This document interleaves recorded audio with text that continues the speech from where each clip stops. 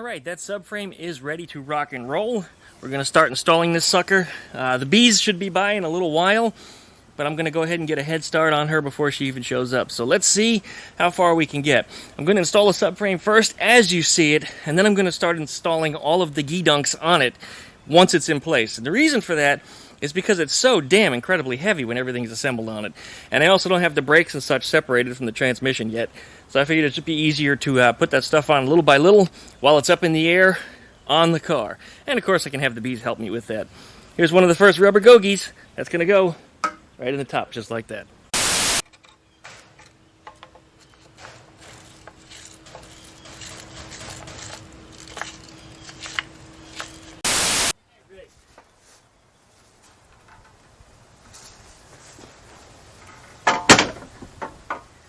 One subframe.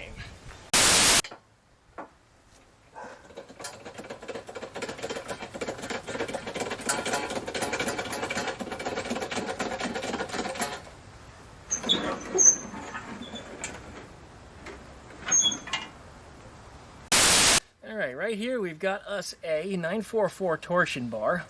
I got these because they're stiffer and thicker, and they've actually been known for giving better performance on that of an air-cooled Volkswagen. What I am recommending is that we grease the end of the torsion splines on here, so that way we can get this sucker pushed into the space that it belongs. Get that right in there. There it is. Alright, and we got our rubber gogie, which is going to go on the inside here. I also recommend going and greasing these too. Some people have told me that I'm wrong, but these parts do actually slide inside of these here, and if they're not greased, they can make some weird sticky squeaky sounds. Now these are the original rubber gogies that were on here, and they're actually in pretty decent shape, so we're going to try to retain these and just keep using them because I don't see any reason to change them out. That's it. Push it. There it is. Likewise, same thing happens with the outer, but on the outer spring plate here, I recommend that it gets greased on the shaft rather than the actual rubber gogie itself, because when you slide this thing over the shaft, it gets greased down the full length of it. That just makes a mess. There's no reason to do that. Get it into place, give it a little twist, make sure it's where it needs to be, and put this on. Just like that. Now we need to figure out what our angle is going to be, so that way we can properly hang the spring plate. Now these can be adjusted by pulling these out. Usually they come out a whole lot easier than that, but I think because I started to whack it into place, I got it stuck. There it is. You know what? You also need to grease the outer splines too. Don't be an idiot like me and forget. There it is. That's why it was sticking. Alright, got that squared away, and we're going to put this on here. Now right now, I'm not looking for anything correctness in this angle, because once I got this thing put together, I'm going to play with the adjustment to get the right height where I want it. All rules are broken right now because I'm using a much thicker torsion bar than this car was originally designed for. So what that means is if I use the specifications and the angles that Volkswagen specified, this rear end is actually going to be higher because it has more preload on it because the torsion bar is so much thicker. So I'm actually going to have to lower it a little bit. So what I'm going to do is I'm going to set both spring plates on both sides to exactly the same angle, whatever that angle is going to be. Once that angle is set, then we can make our adjustments to raise or lower it. And it'll be real easy because it'll be one inner, one outer, the same on both sides. You won't have to balance them out to make them equal. Anyways, we got this set up. We're going to do the same on the other bit. Nice. We got this one set up. We're going to do the same over on the other side. And then we're going to lift up this subframe up into place, and everything hopefully should seat properly. Yeah, oh yeah.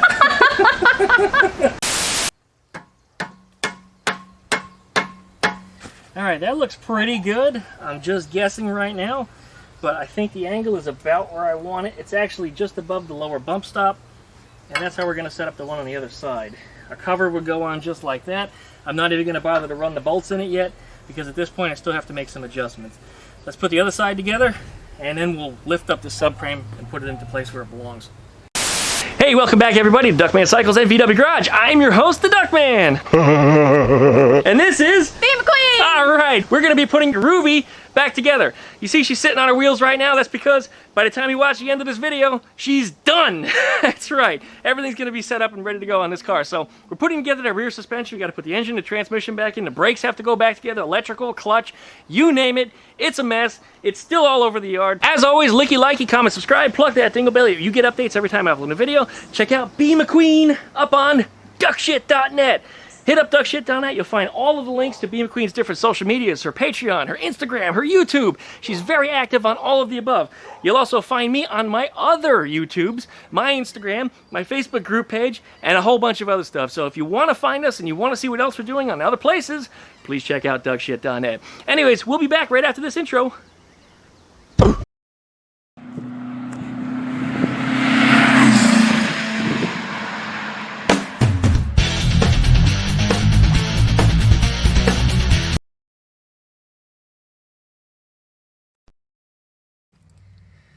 Been a while since I've been under here. I could see the battery box over on that side. The whole of it's blowing out.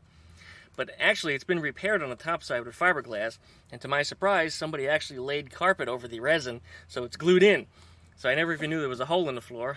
Rubber cookie just fell off. But I never even knew there was a hole in the floor until long after I had it home and some of that metal started to peel off. So one day, sometime soon, I'm going to cut a small section out of there and just patch it back up properly with some welds. But as of this point, it's not dangerous. It's fiberglass. It's wrong, but it is solid.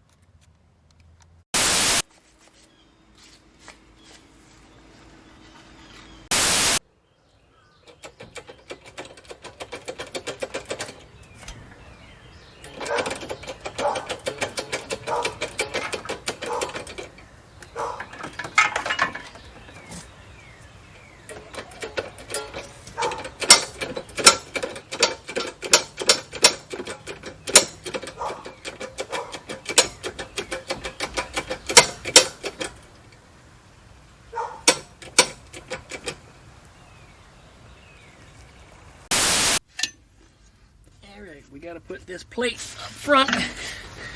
It's tapered. The two that you see on the bottom part of the screen are closer together than the ones at the top. Those are the ones that go forward. I wonder if I can get this plate in there. Yeah, I can. I was a little concerned that the 4x4 and the wheels that I put under there to support everything were going to block it and not allow me from getting them all together. It looks like it might be a little bit in the way.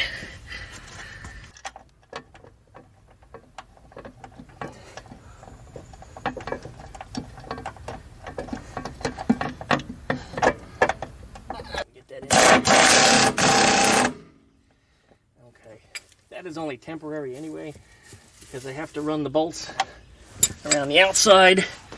The two on this side are actually good and still attached to the floor. The two on this side are actually ripped out of the floor, so we're going to have to fix that. But right now, it's temporarily held in there, and it's solid, and I don't have to worry about the subframe up here falling down. Alright, running this bolt in. We got a top side bolt here. You can get it in there.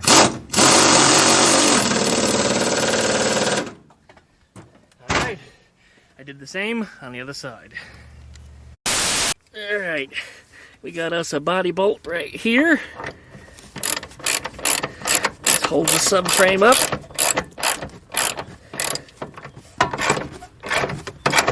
Here it is. I'm sure we're supposed to torque these to a certain setting. I will take care of that later when I run around and make sure all these bolts are in, but that one is now in place. We've got to install that trailing arm right here up into position using a special bolt. It's an Allen key. I believe it's a 17mm on that side. And there's two special washers that go into it. So first we have to insert the trailing arm.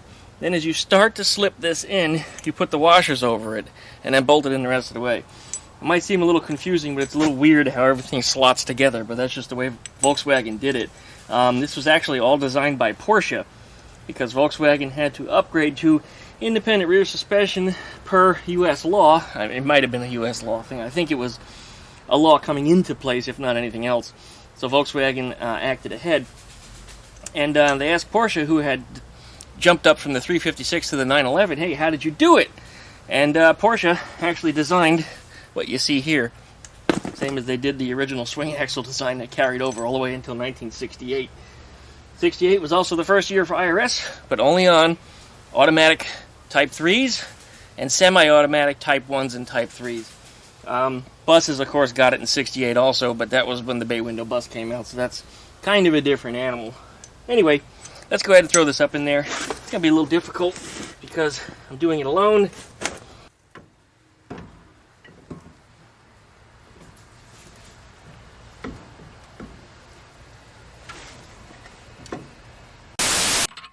Put them 2 washers in there, just like that. Put that bolt in there and then wiggle the arm until the threads go in. And it should start. I got a little paint in my thread, so it might be a little harder to get it started. But no, there it goes, good. 17mm Allen key socket and a ratchet. And sometimes you can put a wobble or a swivel in here, but this one, to my surprise, everything clears. Usually on a Type 1, things are a little closer than that, and you have a little difficulty. This one, no such problem.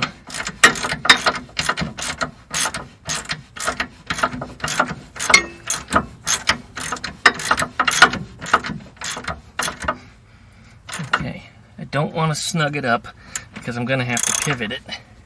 Loosen it up just a little bit. That way it's still got some slack. There it is. Oh my, okay. Alright, now we have to attach this trailing arm to the spring plate. And this is what usually happens. They usually interfere. See, if you have strong hands such as I, you can press the spring plate into place like that and just pull the arm up. And you can do it in one motion if you're fast and strong enough. Just like that. It's up, and in most cases it'll kind of stay where it's at. But we're ready to put these bolts in here, and I should have painted these before I put these together. Yeah, I definitely should have painted them. Well, you know what, when they're on there I'll clean them up a little bit. But I should have just thrown them in the tumbler overnight while the paint was drying, at least, just to get some of the rust off them. But you know what, yeah, let's just put this together and not make the big deal out of it.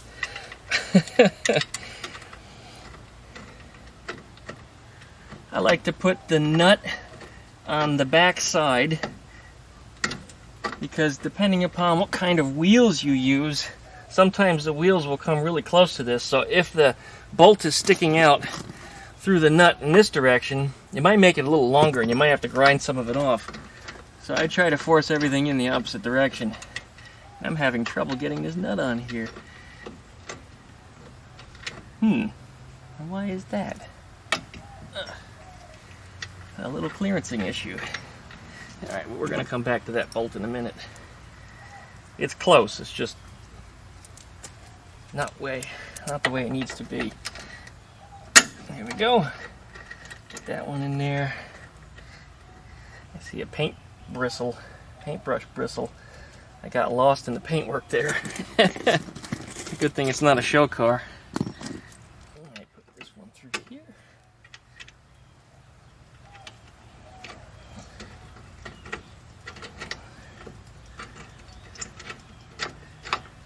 There we go. This is where your alignment and your rear towing gets adjusted. This entire trailing arm will move forwards and back on the spring plate through those slotted holes. Now there it goes. That's your whole alignment right there. I don't know where it's supposed to be. I'm just going to kind of guess it, and it's going to go off to an alignment shop when everything is said and done. Well, anyway, these are 19mm.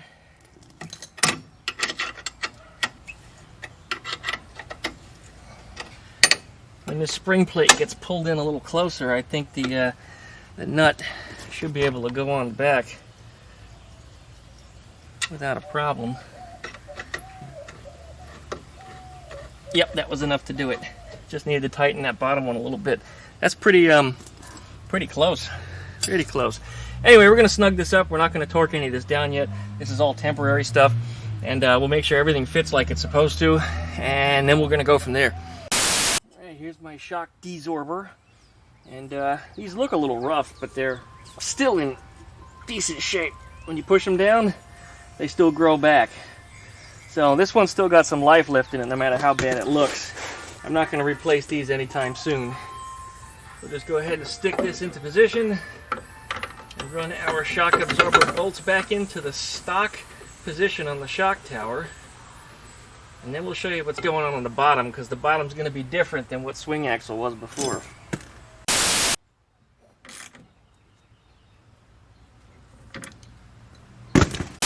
Alright, on the bottom here, it used to have a completely different style mount. This one is actually formed sheet metal. So the bolt goes through one side, through the shock, and then out the other side. Sometimes there's a spacer. This one's going to have a spacer, probably even a spacer on each side, because this shock absorber was probably intended for a swing axle. So I'm going to have to dig out some spacers.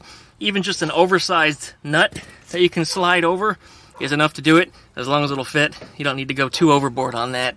But this is the stock bolt that came off of the swing axle, and it looks like it is long enough to protrude out the other side, and there's also going to be enough meat left on that threads to be able to attach the sway bar that's going to be mounting under here too. This is the kind of spacer I was talking about. I actually just whipped up a couple of them on the lathe, so I can actually just push this all up inside of here now. Get the bolt in there with the spacer, and everything should fit real nicely. Oh my, with your arms up, pushing your hair around, oh yeah, that turned out to be something and I didn't even realize it until it happened. Alright, this is the rear brake bracket for the CB Performance brakes that I put on here. It goes on like that. We got a brand new gasket that I put on there. Yeah, I know it's a little dirty because I temporarily mounted everything, just dry fit it before I started recording to make sure everything was going to do what it was supposed to do. This goes together pretty quickly. Done this enough times. These are torqued to 43 foot-pounds.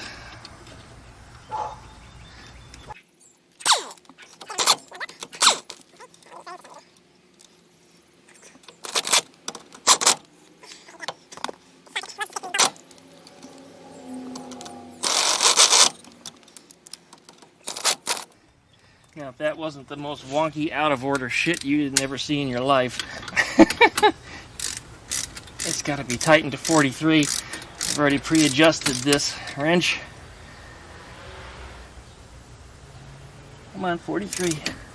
There it is. Down here, 43.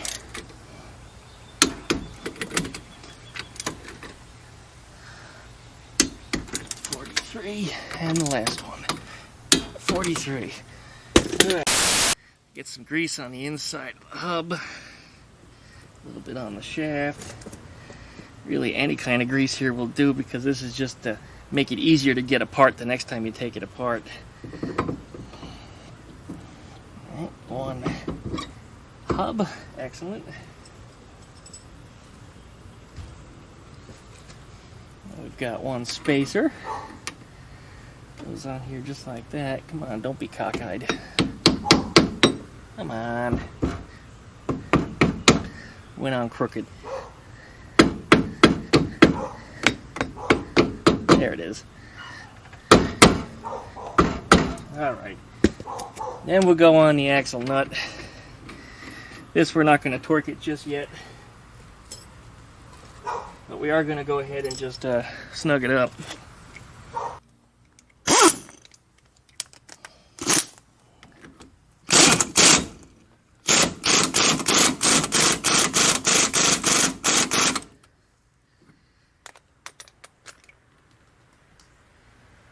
Yeah, it's almost there. I think we might be needing a new bearing on this corner here. There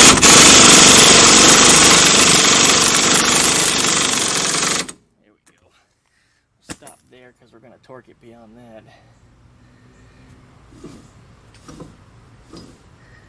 Spins freely, but I think I'm hearing a little bit of a bearing noise. Alright, well, we'll revisit that if we have to. They're not hard to replace. It's just a matter of taking this nut off and then pounding the axle right through out the back, taking the circlip out, and then removing the bearing. you guys can find a really good video over on VW Jawbreaker's channel. Check them out. Alright, next comes our rotor. Just like that. What I like to do in this case is I like to run a couple of my lug nuts on here.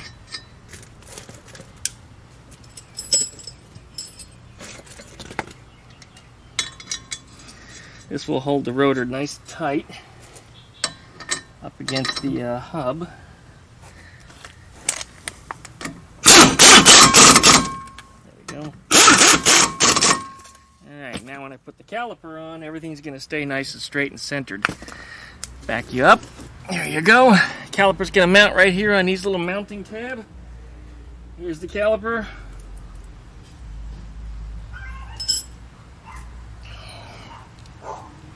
Ta-da! And you see those two bolt holes that are on it? Doop doop. Those need to be lined up and bolted through. Now sometimes this could be a little bit tricky.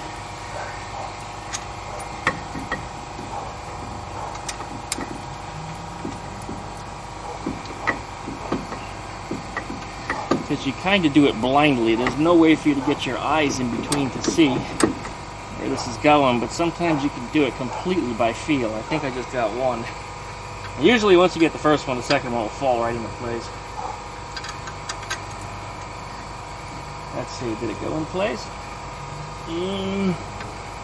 Yep, feels like it. Yep, I think it did.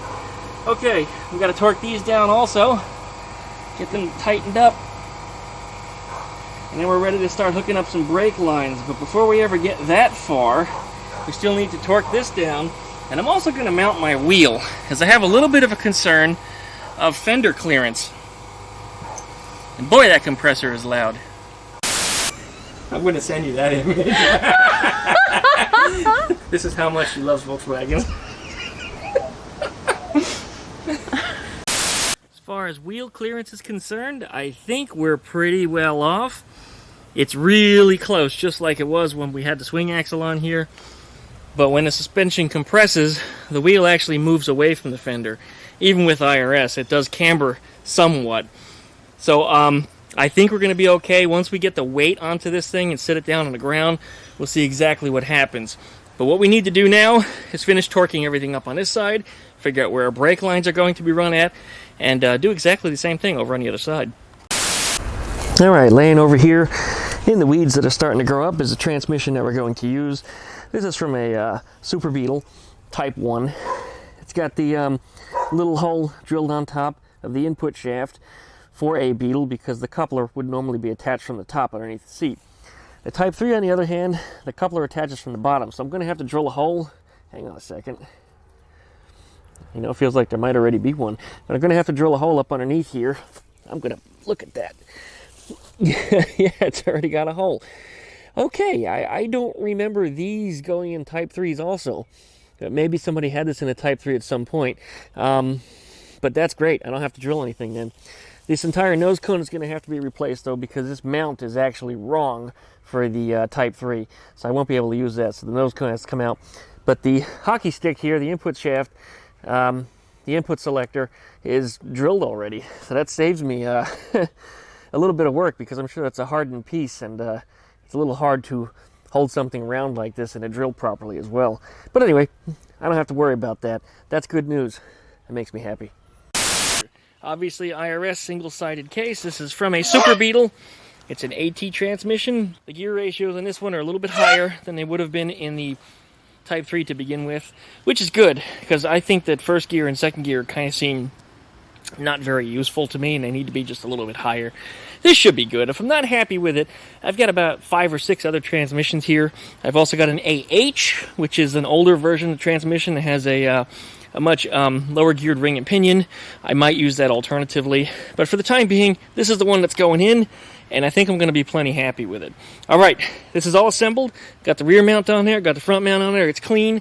I was going to paint it, but if I do wind up changing it out for some reason, or if I do wind up with a bad transmission, I figured I would have just been wasting my time. So the only thing I've done is just top off the transmission oil that's in it, and didn't see any chunks or gear bits or anything floating around when I pulled the plug just for a moment to look. So I think we're going to be in good shape for that. Let's get it installed. All right, we're starting to lose some light. I don't know how much of this we're going to get done today. Unfortunately, I just didn't get started on it early enough today. But you see the new stainless steel brake line that runs all the way along. This little T that was over here, I discovered that previous owner, previous mechanic, whoever the stupid bastard was, cross-threaded one of these little fitments into the T over here. And it didn't leak, but I wasn't going to leave it that way. That was just stupid. So I replaced the T. I made a new stainless steel brake line to go over to the other one, to the coupler that's over here on this side. We got some new braided stainless steel lines. I told everybody when I did the front brakes that I was going to eventually add these. At the time that I did the front brakes, people insisted I should just tear apart the rear end also. Well, that was foolish. So I did them now, as I said I was going to. Stainless steel line goes all the way back to the caliper on the back here. Still need to finish forming it a little bit to make it into a little bit better of a curve than what I've got. But we're good. It's on top of the trailing arm. I like to keep them on top because road debris has a tendency to hit things on the bottom, and that will rip out your brake lines. Ask me how I know. So that's where we're at. At this point, the transmission is ready to get dropped right into the back here. It should attach to the ground strap, which I repaired, and go into, I think it's these two bottom bolts down here. We're not going to be using the top two. Inside of there, you can see the shift coupler. And right here is the clutch cable and throttle cables, which don't need to be routed around the way that they are. These need to be up and over like that. There we go. Now the transmission can be pushed right in between these frame horns. I've already got all of the mounts assembled, pre-assembled on the sucker, so I should be able to just slide it into place and then tighten up the two bolts here on the end and slide the two bolts through here on the front. My front mount on my transmission is a little bit different than that of a stock Type 3 because I retrofitted it with a Beetle nose cone mount. And why did I do that? Well, because the part that I was looking for the Fastback was so much more expensive, and the Beetle part was like $6. So I made an adapter. Now it's $6 every time I have to replace it. Think about how many $6 ones I can replace it before I end up to the $100 or whatever the heck it was I had to pay for the Type 3 part. Anyways, let's throw that transmission in here and see how far we get with this today. Well, the transmission is in. I think that's enough for the day or the night, whichever you want to call it. I actually wadded the transmission in there by hand. I literally just lifted it up and threw it right into place. I laid some rags over the frame horns just to make sure I wasn't going to scratch anything. And for the most part, it looks like I didn't. The clutch cable up here is too short to reach. I'll probably need to get a new clutch cable or pull this back on it. I'm not sure how far I can go before the throwout bearing disengages. I'll have to experiment with that. I did not expect to have to need a new cable. I really wanted to use the shorter arm off the other transmission, but these things are a real f***ing hump to get them to release. So I'm not even going to bother to mess with that.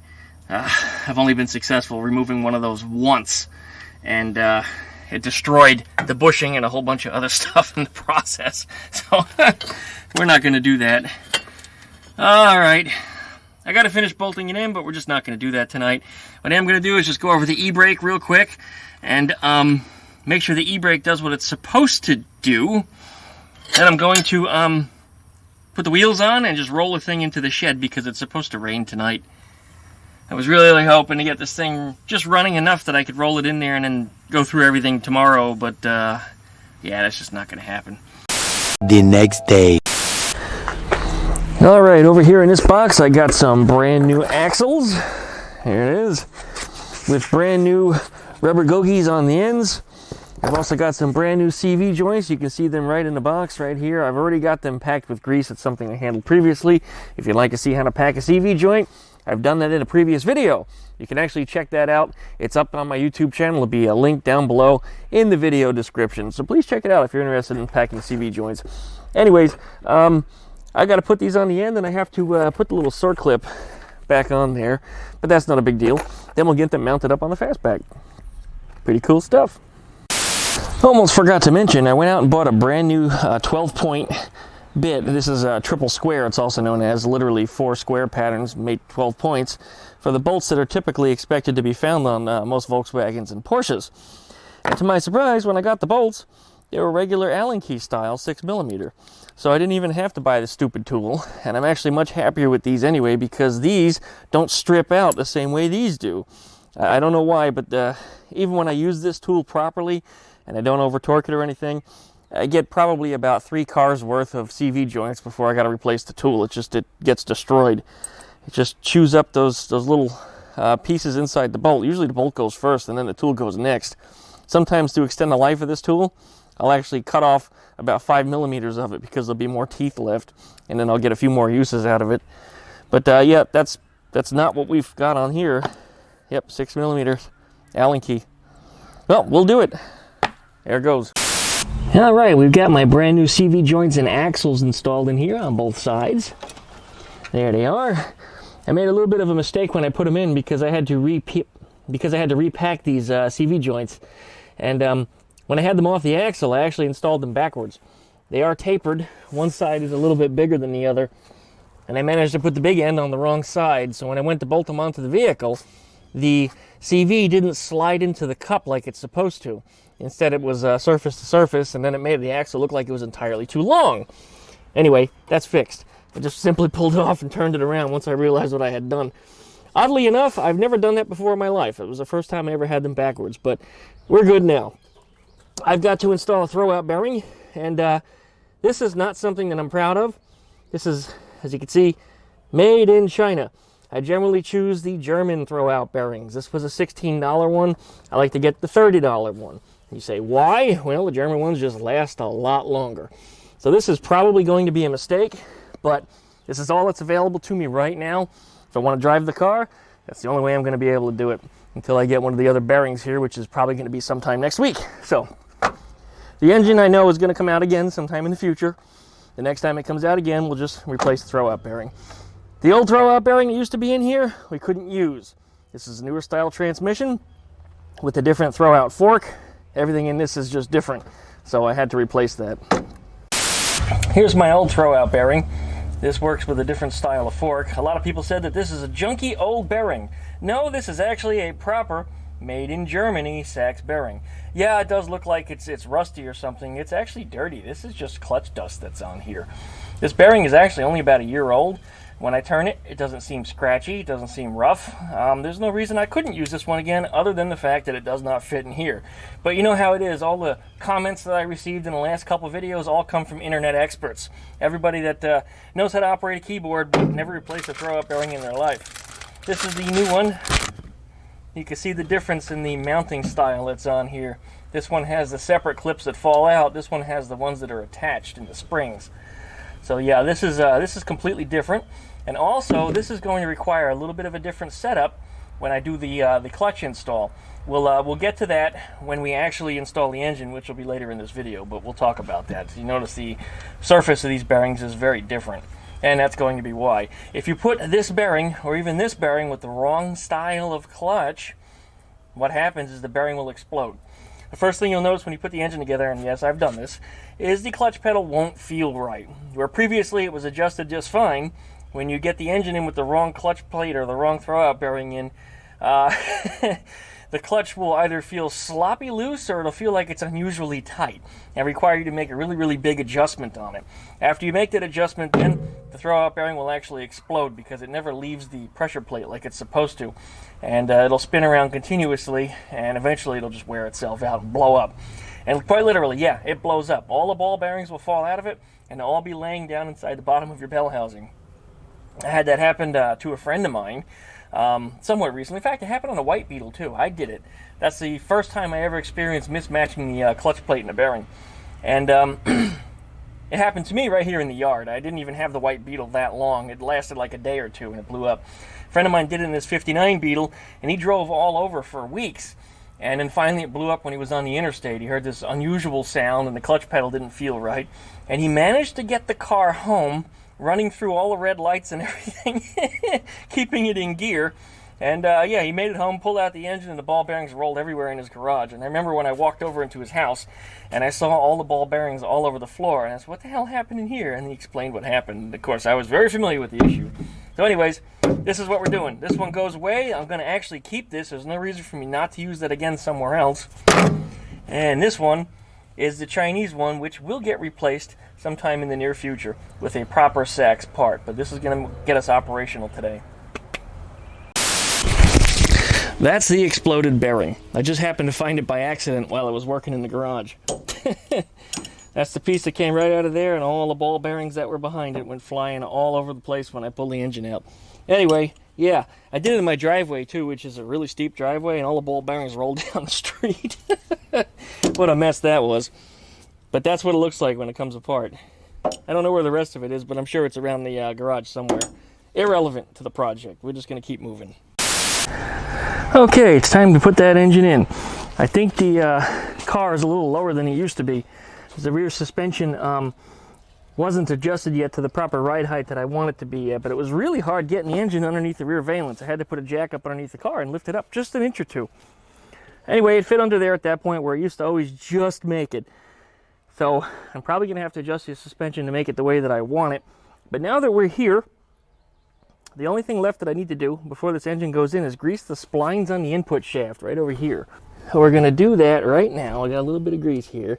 And you don't want to go too heavy on this. This is just a little bit. You don't want too much. This is just in case a little moisture gets in there and causes it to start a little corrosion.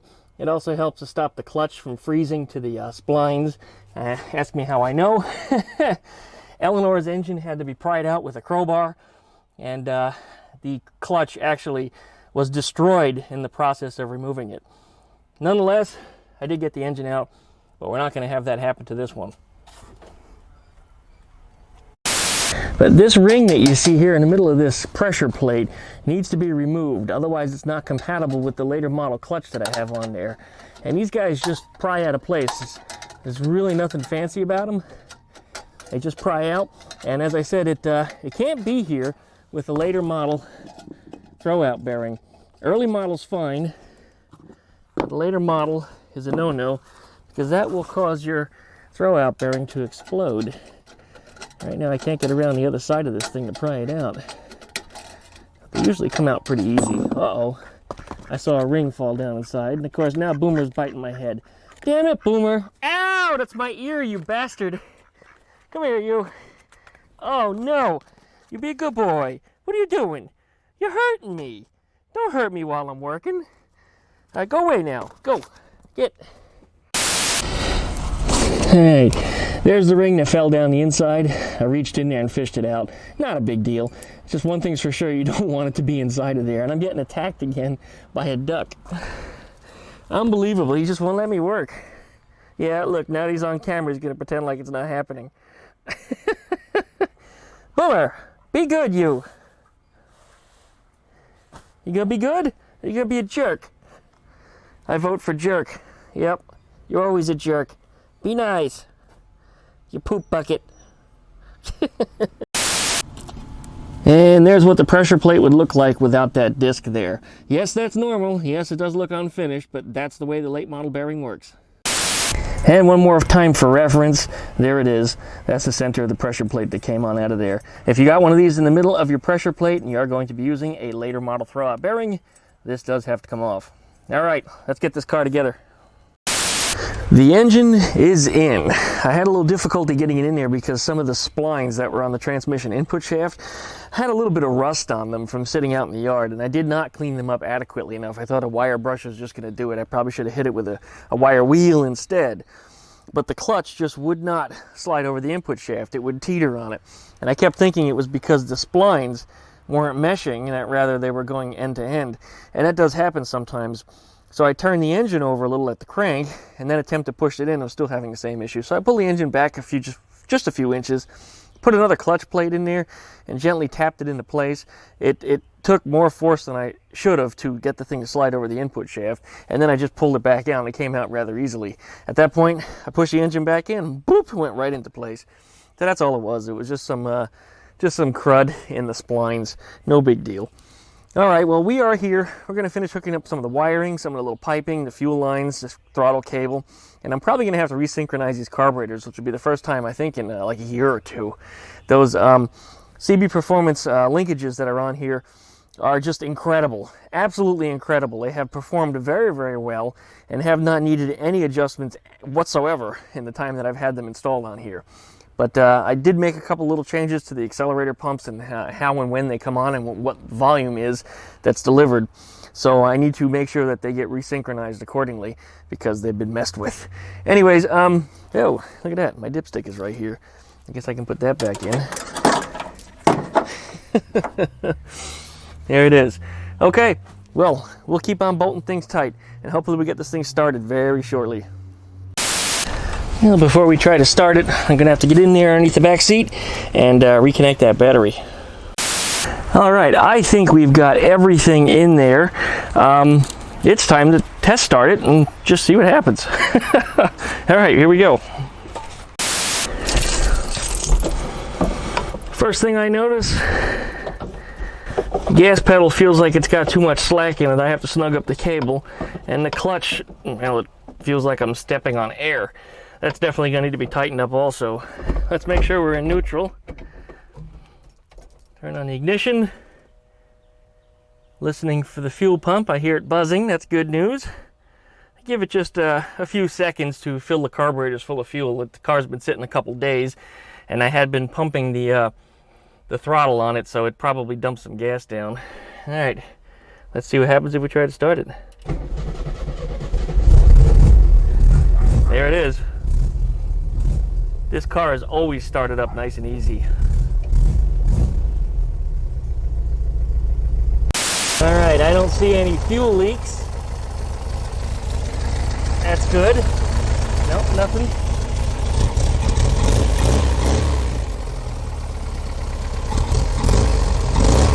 Obviously it's cold. Doesn't want to rev yet.